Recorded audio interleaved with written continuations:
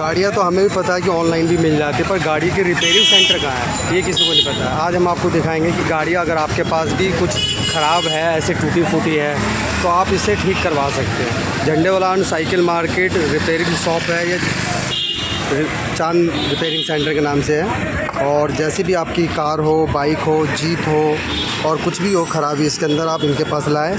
और ये भैया मिलेंगे आपको, यासिम जी हैं और एक आशीष भाई भी है, और ये साथ में पंडित जी हैं हमारे, जो इनके पास बाकी सारी सामान मिल जाते हैं। इनके साथ में बैठे हुए हैं, चांद रिपेयरिंग सेंटर के नाम से है। 15B Jhandewalan cycle market, opposite Videocon tower. और पार्किंग की भी कोई टेंशन नहीं है, यहाँ गाड़ी भी पार्क कर सकते हो आराम से आप।